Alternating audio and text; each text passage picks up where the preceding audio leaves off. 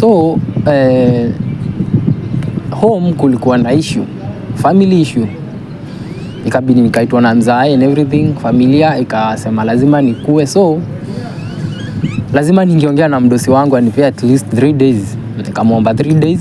So ilikuwa nitoke, it was on a Friday.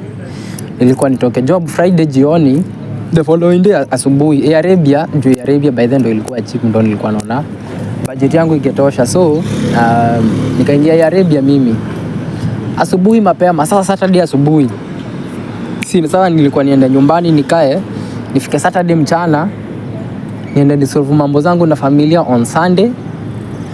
Monday saa 7 mchana nirudi Dubai. Simi nikaomba ruhusa nini. Nikaona niambie mama mimi nashuka. Instincts tu zikaniambia tulia wenda ka surprise.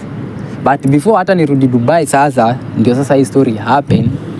Tulikuwa tumezozana tu kidogo hizi mambo tu na kucheat. You know you guys wenye na maanisha. So mi akili kaniambia wenda hata usimwambie wewe shu. Mimi nikachukua flight yangu Air Arabia baridi.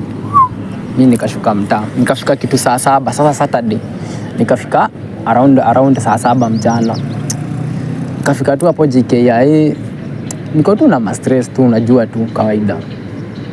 So mimi msupa hata sijamwambia nimeshuka. Hata hiyo siku sasa kuamkia hiyo saa tu hatujaongea, hakuna good morning na kuna anything, tuko tu plain hivyo. Nikafika sasa Nairobi town. Nikaona hata sitafika kwa nyumba saa hii. So mimi nikatoka pale JKIA naingia Nairobi. Kuna bishi yangu anafanyanga pale Moi Avenue, huyu za Matenje. Nikasema mimi hata naenda kuchill kwa morio wangu mpaka maisa. Mimi nilikuwa najua wife anatokanga either 8 job by 8 anakuanga amefika kwa hao, ama 9 latest 9 akiwa amechelewa kabisa. Sasa mimi nilikuwa nimejiambia kwangu mimi naingia 10-11 huko.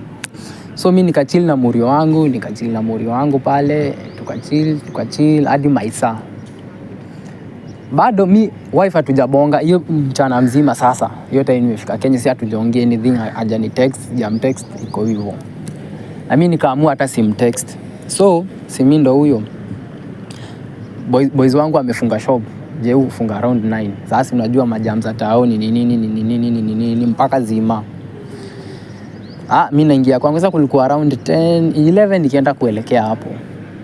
Wife nikimwangalia naona last scene yake ilikuwa saa 1.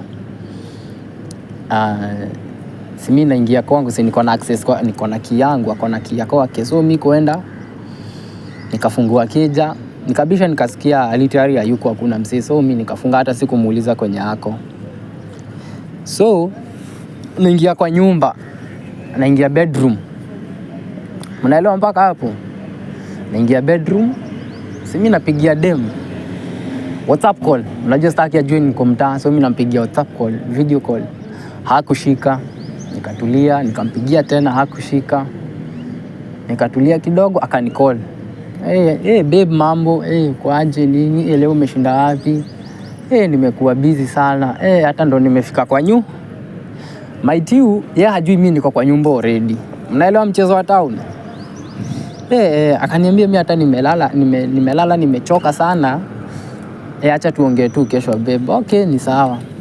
Nasikia story mahali imefika. Ananiambia amelala, yet mimi niko kwa bed. Mimi nashangaa kwani niko na nyumba 2 Nairobi ama niko na ngapi? Okay, ni sawa. Mimi nikatoka hapo nje, nikatulia.